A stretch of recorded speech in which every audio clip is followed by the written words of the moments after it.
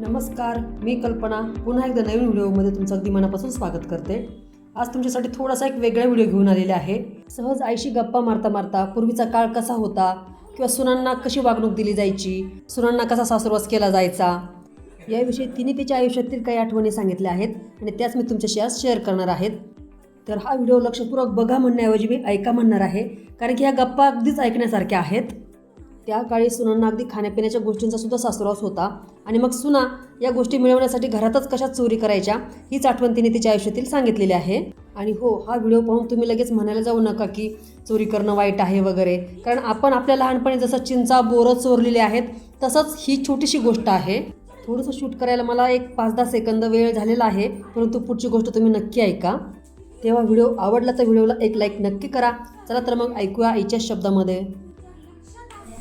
म्हणजे उघडतो काढून तुला पेटीमध्ये काढून उघडीच बसली काढून उघडीच बसली हे खाली 100 रुपये नाही घेतलं 100 रुपये बरं म्हणजे तसंच काट म्हणून तसं जागेवर ठेवलं पिटी आतमध्ये उघडीच मग ते पैसे परत ठेवून दिले बाहेर आले पण लागत काही पण लागत काही पण ते लागलं त्याच काट्याला लागलं त्याच काट्याला लागलं तिकडे तिकडे फेकून दिलं त्याच्या मग 4-8 दिवस झाले। मग आता ते काय कुलूप पाय म्हातारी काय उघडे ना मग म्हातारी तिथं आली ना तर राखणच झालं। मग आम्हाला चहा प्यायचा मग कुठून आणायचा मग सगळ्या नारळ तिकडे वाकडे तिकडे झाली का मी भीती ओढून चढायची आणि गहू पाळायची।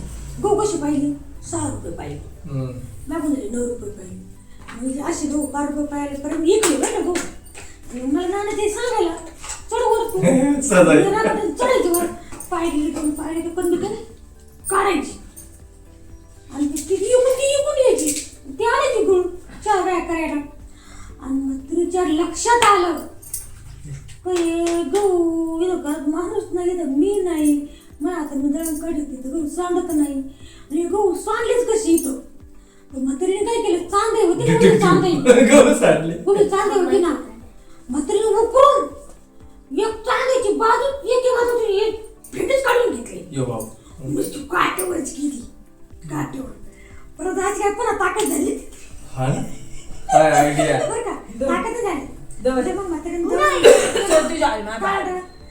घरा काढून आम्हाला शेवाय करायच्या आणि मग आपण शेळ्या करतो ना चांदी अशी पाठ लावून बसलो नाण्याच्या एक मी एक 2 पाठ लावल्या आणि सगळे धरती हे बघून शेवया हे बघून दुसरं बरोबर कोणतरी बसलं होतं ते धरते शेवया सायले आपल्याला आलं जगार आलं जगार ना भीतीला लात मारली भीती लागते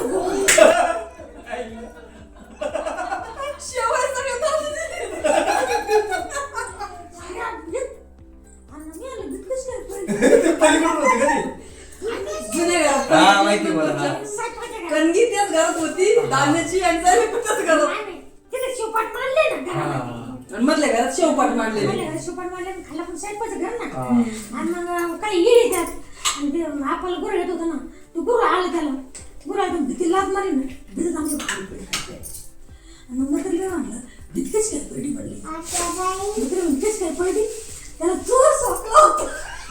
तर अशा प्रकारे फक्त गुळाच्या चहासाठी घरातल्या घरातच सुनांना चोरी करावी लागली। म्हणजे माझ्या आजीकडे खूप मोठी लोखंडी पेटी होती आणि अगदी किराणा सामानसुद्धा त्या पेटीमध्येच कुलूप बंद असायचं आणि ही काही आमच्याच घरातली परिस्थिती नसायची, तर बऱ्याच घरांमध्ये असंच वातावरण असायचं पूर्वीच्या काळी की खूप मोठ्या पेटीमध्ये असं घरातलं किराणा सामान म्हणा, मौल्यवान वस्तू, कपडे, पैसे असायचे आणि त्या पेटीची चावी आपल्या एका घरातल्या आजीकडे म्हणा किंवा एखाद्या सासूकडे असायची। तर तुम्ही तुमच्या आजीसोबत म्हणा, आईसोबत असं जुन्या आठवणींना नक्कीच उजाळा द्या। खूप मजा येते आणि खूप छान वाटते या गप्पा ऐकायला।